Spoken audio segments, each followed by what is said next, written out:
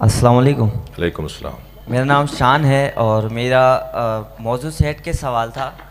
قبلہ کے بچپن سے ہم سنتے آ رہے ہیں، ایک قصہ ہے کہ اللہ تعالیٰ نے اس فانی دنیا سے پہلے حضرت آدم کو خلق کیا اور فرشتوں کو کہا کہ آپ حضرت آدم کو سجدہ کریں، تو سب فرشتوں نے کیا، لیکن ایک تھا ابلیس جس نے حضرت آدم کو سجدہ کرنے سے منع کر دیا۔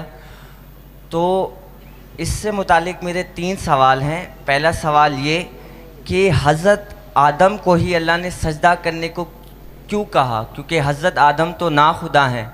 اور دوسرا سوال یہ کہ جنت تو ایسی جگہ ہے جہاں پہ صرف اور صرف فرمانبردار لوگ جاتے ہیں یا نیک کار لوگ جاتے ہیں، تو جنت میں شیطان کیسے گیا اور جا کے بہکایا حضرت آدم علیہ السلام کو؟ اور تیسرا سوال یہ ہے کہ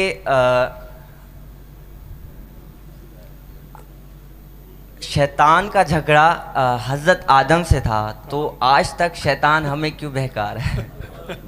جواب تو خود ہی دے دیا آپ نے۔ جی یہ جو بہت شکریہ، سوال سنگین ہے، اچھا سوال ہے، شاباش۔ یہ تیسرے سوال کا تو آپ نے خود جواب دے دیا کہ شیطان کو حضرت آدم علیہ السلام سے جو اختلاف تھا، وہ جھگڑا تھا، وہ اپنی حد سے باہر نکل رہا تھا، وہ حسد کر رہا تھا، وہ حضرت آدم علیہ السلام کے ساتھ اپنا مقایسہ کر رہا تھا، تکبر کر رہا تھا، غرور کر رہا تھا۔ اسے اللہ نے مقام دے دیا تھا تو سمجھ رہا تھا میں سب کچھ ہو گیا ہوں۔ جی یہ اپنے آپے سے باہر نکل رہا تھا، اپنی حدوں سے باہر نکل رہا تھا، اپنی حیثیت سے باہر نکل رہا تھا۔ کسی کو احترام اگر دے دیا جائے تو اس کا یہ مطلب نہیں ہے کہ وہ سر پہ آ کے بیٹھ جائے، تو وہ یہ والی حرکتیں کر رہا تھا۔ تو اس بنیاد پر، اور پھر جب اس نے سمجھا تھا کہ یہ مقام تو میرا ہے جو مقام مل گیا آدم کو، تو پھر وہ بہکنے لگا، لڑنے لگا، بدتمیزی کرنے لگا۔ اللہ نے اسے رجیم قرار دیا، اسے کافر قرار دیا، اس کو جو ہے وہ راندہ درگاہ قرار دیا۔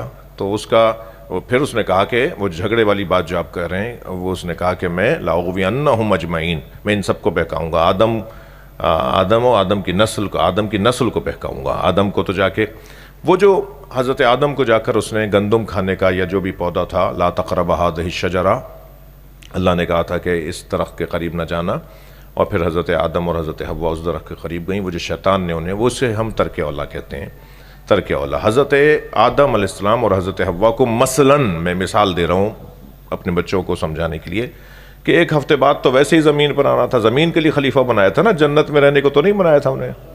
اور وہ جنت کیا تھی وہ بھی عرض کرتا ہوں، زمین کے لیے بنایا تھا نا حضرت آدم کو۔ ایک ہفتے بعد گیسٹ ہاؤس میں ٹھہرے ہوئے تھے جسے جنت کہہ رہے ہیں نا، ایک ہفتے کے بعد وہاں تیاریاں ہو رہی ہیں، ایک ہفتے بعد انہیں واپس وہاں جانا تھا جہاں کے لیے بنایا تھا۔ وہ ایک ہفتے بعد جانا تھا، وہ 4 دن پہلے چلے گئے۔ وہ جنہیں ایک ہفتے بعد جانا تھا، وہ 4 دن پہلے زمین پر آ گئے اس عمل کی وجہ سے۔ تو ہونا تو یہی تھا، آنا تو زمین ہی پر تھا انہیں، انی جاعل فی الارض خلیفہ، تو آنا تو زمین پر تھا، وہاں انہیں ٹھہرایا ہوا تھا جیسے ایک احترام اور ایک تجلیل کے لیے۔ وہ ایک ہفتے سے پہلے زمین پر آ گئے اپنے اس شجر اور اس درخت کے قریب جانے کی وجہ سے۔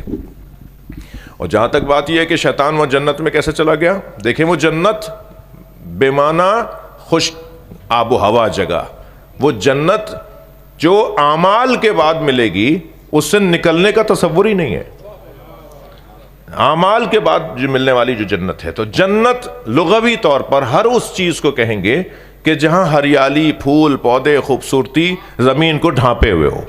اس لیے جن کو اور جنین کو اور مجنون کو اسی خاندان کے لفظ کے ساتھ بولا جاتا ہے جس خاندان کا لفظ جنت ہے، یعنی جنت، جنین، جن، مجنون ایک ہی خاندان کے الفاظ ہیں۔ اور یہ چاروں کے چاروں وہ ہیں کہ جو ڈھانپے ہوئے ہیں، ڈھکے ہوئے ہیں۔ مجنون اسے کہتے ہیں جس کی عقل جو ہے چھپی ہوئی ہو، مغلوب ہو گئی ہو۔ جنین اسے کہتے ہیں جو ماں کے شکم میں چھپا ہوا ہو۔ جی اسی طرح جن نظر آ رہا کہیں چھپا ہوا ہے۔